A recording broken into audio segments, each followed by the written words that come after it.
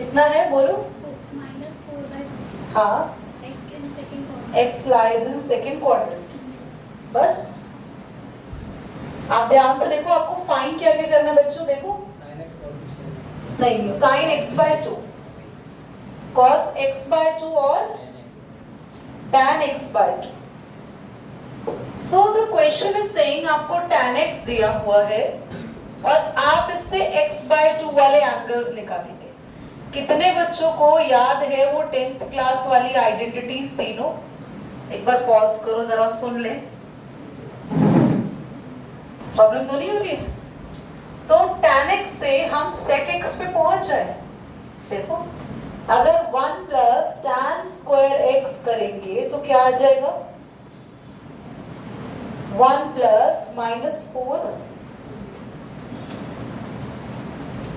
कुछ तो हुआ है इसमें.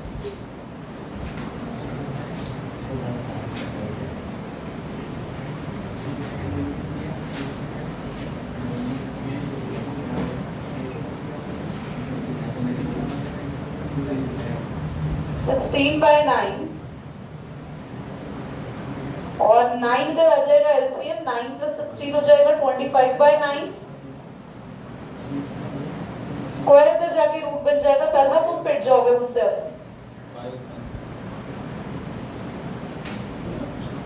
क्या आ गया ये? 5/3. sec x. किसी भी तरीके से क्वेश्चन में हमारा मेन फंडा है, हमें पहुंचना है cos पे. sec मिल गया तो cos x कितना हो जाएगा? दीदी ऐसा क्यों, आपको क्यों इसी पे पहुंचना है? क्योंकि थोड़ा सा याद करो, 1 प्लस cos थीटा फॉर्मूला कुछ याद है? 2 cos स्क्वायर थीटा बाय, तो तुम्हें निकालना क्या है, जल्दी बोलो. cos थीटा बाय 2 है ना, cos थीटा बाय 2 निकालना है. तो cos थीटा बाय 2 का फॉर्मूला क्या होगा, जल्दी बोलो. 1 प्लस cos थीटा बाय 2 और ये किस में हो गया? Under root. दीदी क्यों? 2 नीचे चला गया और स्क्वायर यहाँ आके रूट बन गया. ऐसे ही sin थीटा बाय 2 का फॉर्मूला क्या होगा, जल्दी बोलो. 1 प्लस वो 1 माइनस होता है. 1 माइनस cos थीटा होता है 2 sin स्क्वायर. तो यहाँ हो जाएगा 1 माइनस cos थीटा अपॉन में 2. तो क्या ये दोनों हाफ एंगल फॉर्मूलाज आपको याद करने की जरूरत पड़ेगी? नहीं, क्योंकि बस आपको अगर ये फॉर्मूला आता है और 1 minus cos theta is equal to sin 2 sin square theta by 2, ये फॉर्मूला आता है तो आप इससे ये दोनों बना सकते हैं. और अगर ये दोनों आ गए तो sin x/2 और cos x/2 को डिवाइड करके क्या आ जाएगा? tan x/2. बढ़िया. अब बस cos चाहिए, तो यानी कि क्वेश्चन नंबर 8, 9 और 10 में मेन फंडा है, हमें क्या चाहिए? cos theta. cos थीटा मिलते ही ये दोनों फॉर्मूलाज लगा देंगे तो cos थीटा बाय 2 और sin थीटा बाय 2 आ जाएगा. स्टार्ट करें. तो सबसे पहले हम cos थीटा बाय 2 निकाल लेते हैं. 1 प्लस cos थीटा यानी 3/5 अपॉन में 2. क्या आएगा बेटा? 5 प्लस 3 8/5 और ये 2 भी चल ही रहे, तो क्या हो गया ये?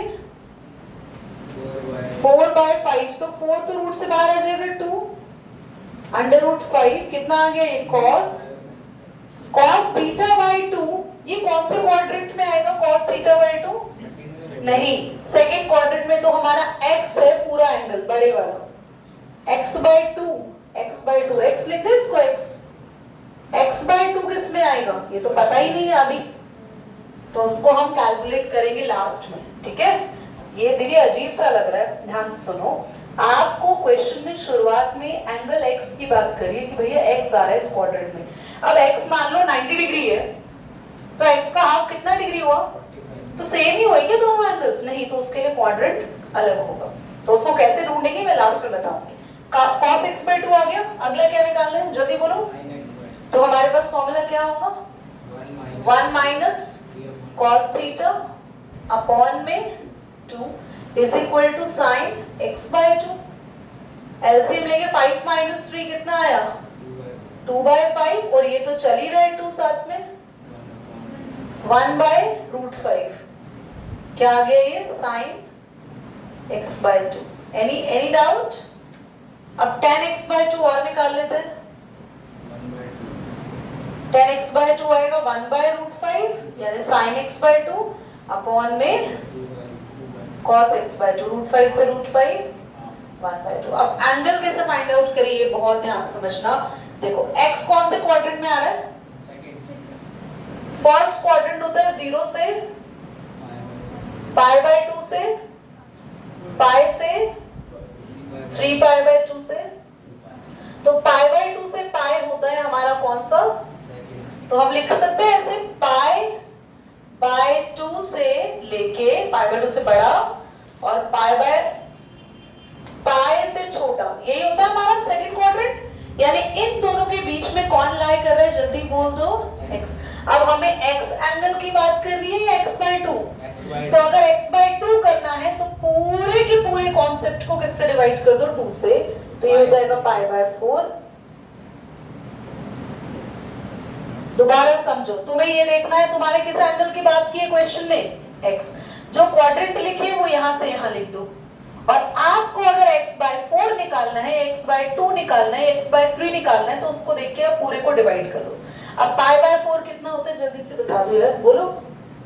45 से बड़ा और 90 से छोटा। 90 से यानी कौन से क्वाड्रेंट में आ गए हम? फर्स्ट। और फर्स्ट में सब कैसे होते हैं? पॉजिटिव, यानी साइन चेंज करने की कोई भी जरूरत हमें नहीं। समझ आया? पॉज करिए, नोट करिए, आंसर को एक बार मैच जरूर कर लीजिए कि क्या है। cos x 9 है ना? cos x is equal to minus। एक बात बताओ, क्या ये इजी है? क्योंकि cos x हमें पहले से ही दिया हुआ है। अब अगर cos x पहले से ही दिया है तो सीधा फॉर्मूला लगाना है 1 प्लस cos x अपॉन में 2 इज इक्वल टू क्या हो जाएगा? cos 2 cos x/2 1 minus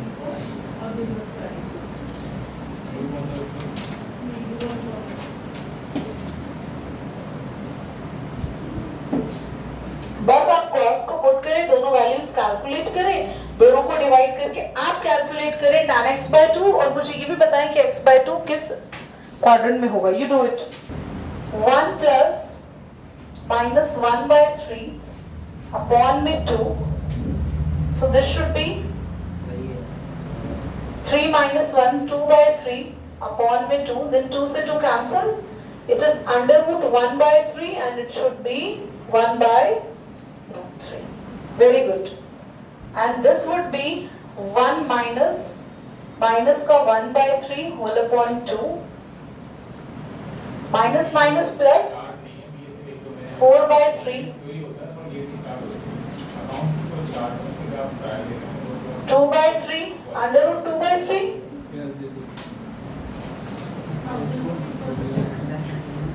tan x/2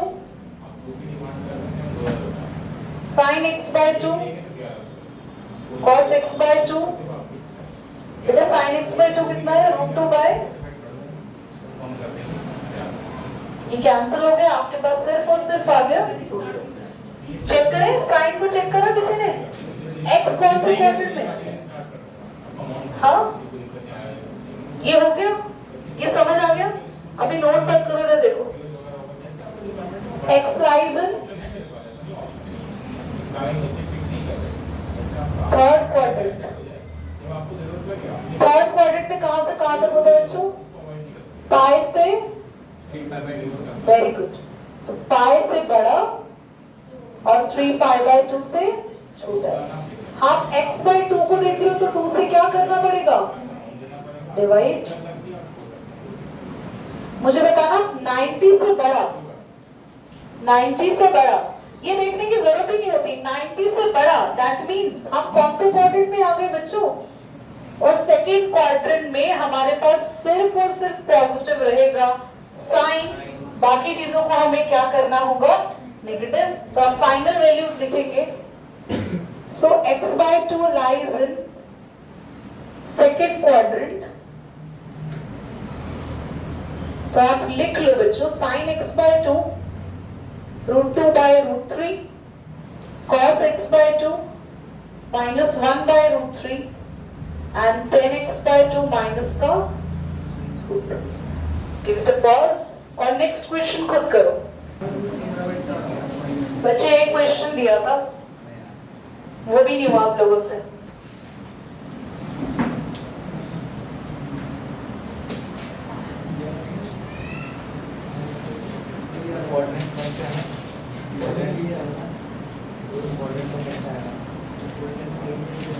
question number 10 क्या था बता दीजिए, हम आपके सामने कर देते हैं, आप नोट कर लेना। बताओ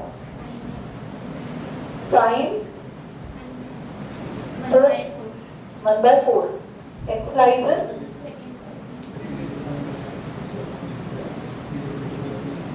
साइन x 1/4 है, तो आप सभी को sine square theta plus cos square theta is equal to 1 से कॉस की वैल्यू निकाल लेनी थी। कॉस स्क्वायर एक्स आया 1 - 1/16, यही आया था 16 - 1, तो कॉस एक्स आया √15 और 16 किसका स्क्वायर हो जाएगा। Is it clear? यही आया था सभी का, ठीक है। किसका ये भी नहीं आया? उसके बाद 1 प्लस cos x बाय में 2, 1 प्लस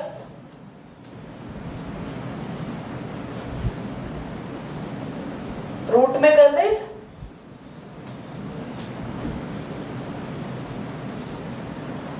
तो आपके पास आया 4 प्लस √15 अपॉन में 4 इंटू में 2, तो रूट में 4 प्लस √15 एंड होल अपॉन 4 2 8 2√2, तो आपके पास ये आया √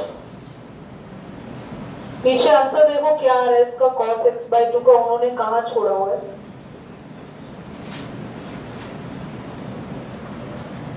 क्या √2 रेशनलाइज करा हुआ है? आंसर चेक करके बताना एक बार।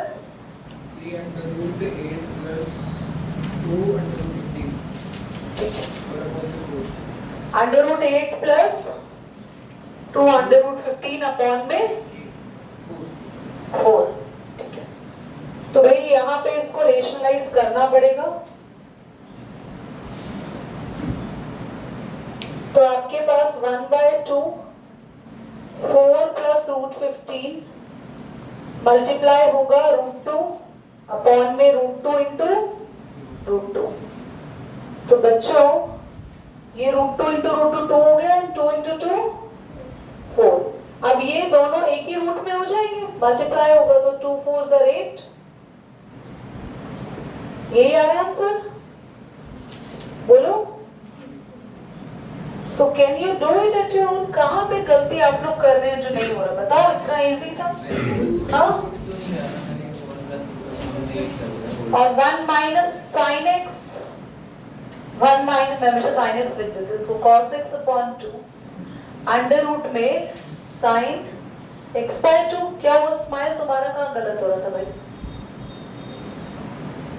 देखो मेरे को तुम लोग एक बात बताओ, कहीं कोई कॉम्प्लिकेशन आई करने में? क्योंकि मैं हर एक स्टेप को बड़ी ध्यान से ऑब्जर्व करके आराम से करती हूँ।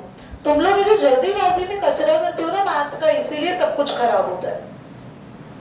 तो क्या आया रूट में 4 माइनस √15 और ये 4 2s are 8। देखो बहुत बढ़िया। देखो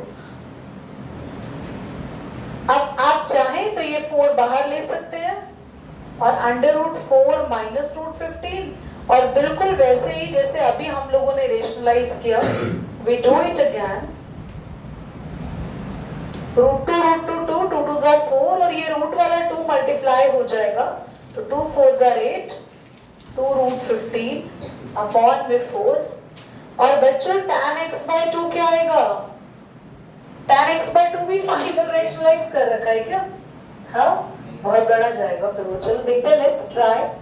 तो sin x by 2 8 minus 2 root 15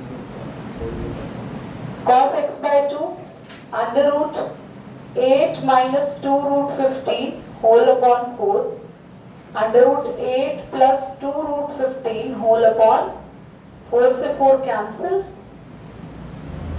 तो आपके पास आया 8 minus 2 root 15 8 plus नहीं माइनस और 8 plus 2 root 15 और ये आएगा 8 minus 2 root 15। तो ये तो स्क्वायर हो गया, तो खाली 8 minus 2 root 15 हो जाएगा। रूट है तो रूट हट जाएगा ना, और यहाँ एक ही रूट में आप इसे लिख सकते हैं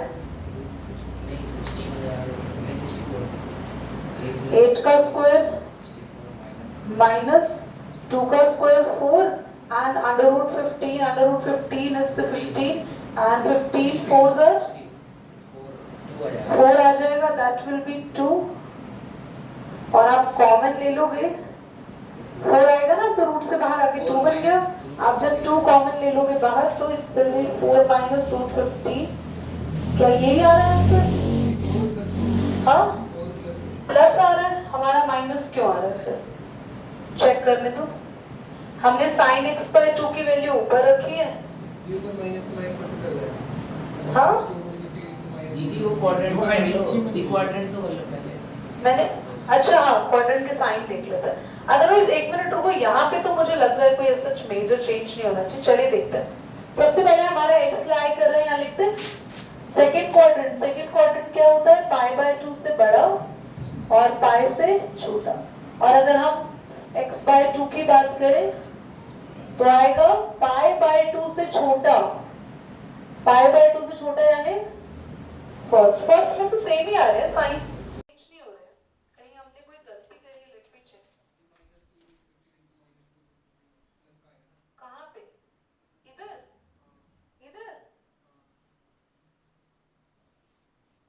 यार अंडर रूट कैसी बातें कर रहे हो यार? Under root 3 minus root 2, under root 3 minus root 2 को जब 2 बार मल्टीप्लाई करेंगे तो what does it mean? 3 minus root 2 का होल स्क्वायर। तो इससे तो कुछ फर्क नहीं पड़ने वाला, देयर इज नथिंग। अच्छा चेक करो पीछे sin x by 2 यही आ रहा है, ये चेक करो, जल्दी चेक करो sin x by 2 क्या आ रहा है? माइनस में आ रहा है ना? ठीक है। cos x by 2 यही आ रहा है? नहीं, वो तो cos x है, यही आ रहा है ना? तो हमने वैल्यूज यही रखी है, बढ़िया। प्लस का साइन चेंज कर दिया, माइनस माइनस आ गया, ये भी ठीक है। एक मिनट रुक जाओ, देख लेते हैं। a square minus b square, ये भी ठीक है, यही आएगा भाई आंसर, नो चेंज। साइन इनका प्लस में आ रहा है, cos माइनस में आ रहा है। हाँ साइन का प्लस, ये तो सेम बता रहे हैं दीदी क्योंकि अरे बुक के पीछे आंसर देखो, के पीछे ऐसे है, तो जब यहाँ पे हमें ऐसे दे रखा है, मतलब sin cos और tan, तो पीछे भी sin cos और tan दे रखे हैं ऐसे।